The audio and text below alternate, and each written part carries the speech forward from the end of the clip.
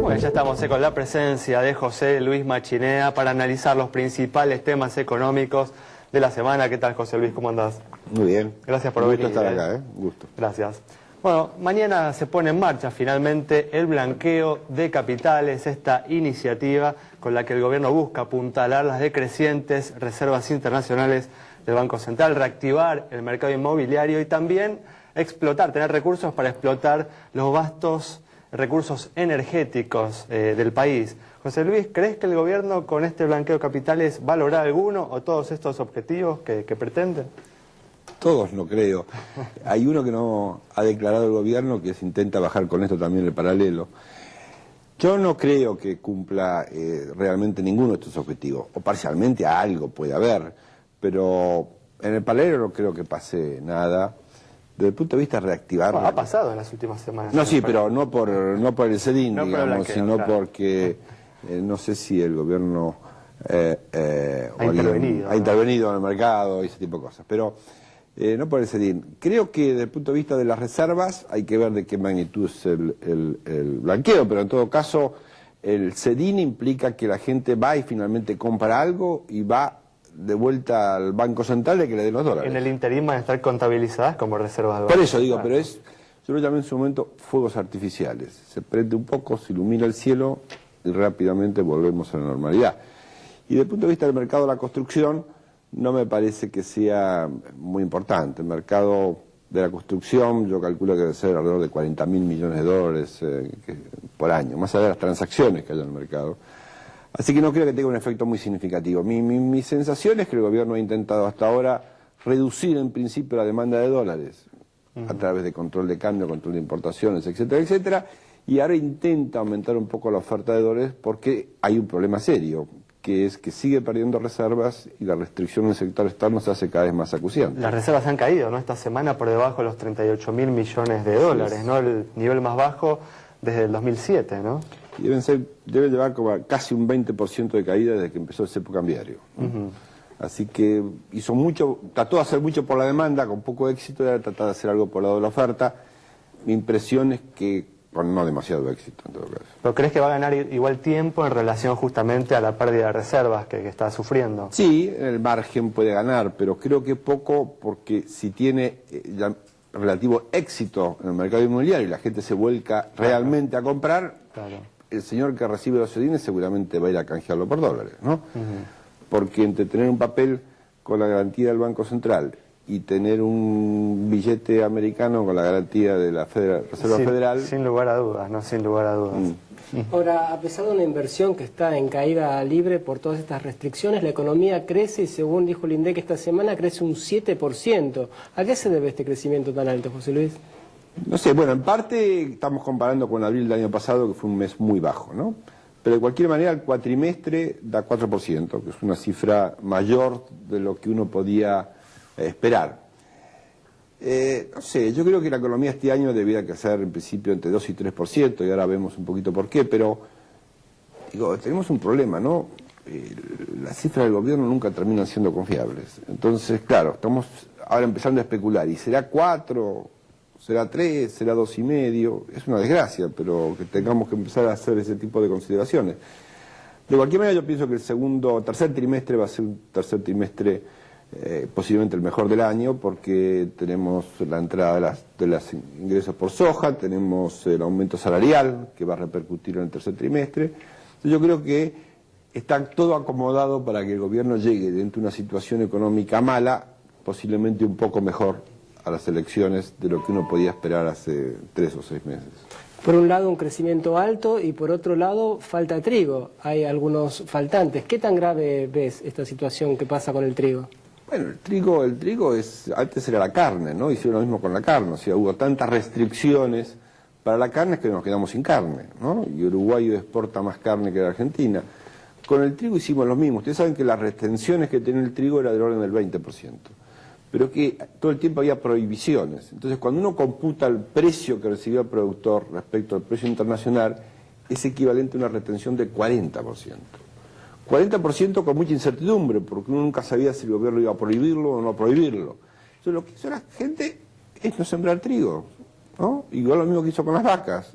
liquidó el stock de vaca y nos quedamos sin vaca y nos quedamos sin trigo. Y por eso está faltando trigo y por eso la harina aumenta y por eso el pan aumenta, desgraciadamente. ¿Qué medida igual debería tomar el gobierno, ¿no?, para resolver esta problemática y que el año que viene no volvamos a tener el mismo problema? Bueno, el gobierno tomó una medida que me parece que va en el camino correcto, ¿no? Es decir, yo voy a devolver las retenciones a todos los productores. Así que creo que había maneras más sencillas. Porque directamente no las elimina. Sí, ¿no? sí, elimino, reduce. Es una manera como de controlar, ¿no? Siempre hay un control, sí. Digo, no me parece la mejor manera, pero en todo caso el gobierno se dio cuenta de que se había colapsado, la producción de trigo es la más baja de los últimos 100 años, creo, y decidió intentar hacer algo. Lo hizo a la manera que suele hacer el gobierno, un poco, de una manera un poco extraña, digamos, con muchas vueltas, pero hay un intento de estimular de vuelta la producción de trigo, que ese ha sido el principal problema. Dijiste hace unos instantes, ¿no?, que el gobierno va a llegar a las elecciones en el contexto de esta situación económica mala, en una mejor situación. ¿Crees que luego de las elecciones va a realizar modificaciones en el rumbo económico para revertir justamente o modificar la situación actual? Primero, un breve comentario respecto, porque yo dije que iba a llegar a una situación relativamente mala, pero no tan mala como hace 3 o 6 meses, y eso tiene que ver con el hecho de que la economía está creciendo poco. El año pasado no creció nada, este año va a estar creciendo entre 2 y 3%, la inflación es del orden del 25%, y en cualquier comparación internacional realmente la Argentina no luce demasiado bien, uno se acostumbra, ¿no? Estamos desfavorecidos, claro. Creo que los problemas son de distinta índole, pero hay 3 que me parece que es muy difícil arreglar en el corto plazo.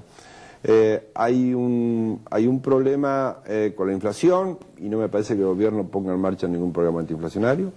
Hay un problema con la infraestructura y no me parece que el gobierno, más allá de los intentos que esté haciendo parciales, cercanos a YPF, logre generar suficiente confianza para tener inversiones que el país necesita, ¿no?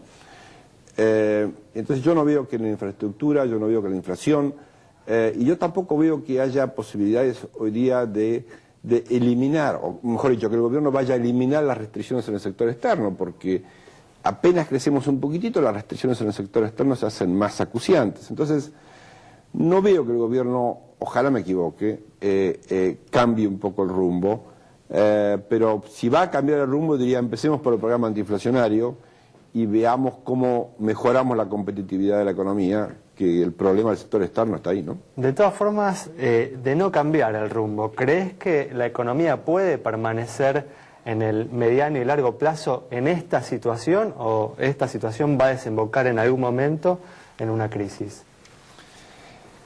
Sí, yo creo que a la larga va a debería desembocar en una crisis. Si no se realizan modificaciones. Claro, yo a la larga creo que hay un contexto externo que sigue siendo muy favorable, entonces eso demora el final. Le da tiempo al gobierno. Claro, le da tiempo al gobierno, le ha dado mucho tiempo hasta ahora y en los últimos años no lo ha utilizado, pero definitivamente le da tiempo al gobierno y creo que todavía le da algo más de tiempo. Posiblemente para llegar hasta el 2015 sin realizar cambios que tengan un costo político, ¿no? Porque claro, el problema claro, pero bueno, a veces si uno comete muchos errores, llega un momento en que hay que tener algún costo político. Si uno quiere todo el tiempo gobernar sin ningún costo político, si uno quiere todo el tiempo que no haya ninguna noticia mala al otro día, eso se llama populismo, ¿no? Y eso implica que el sistema no es sostenible. Un amigo mío dice que eso es pan para hoy y hambre para mañana. Yo digo, siempre hay algún costo, sobre todo cuando uno ha generado distorsiones de precios relativos muy grandes,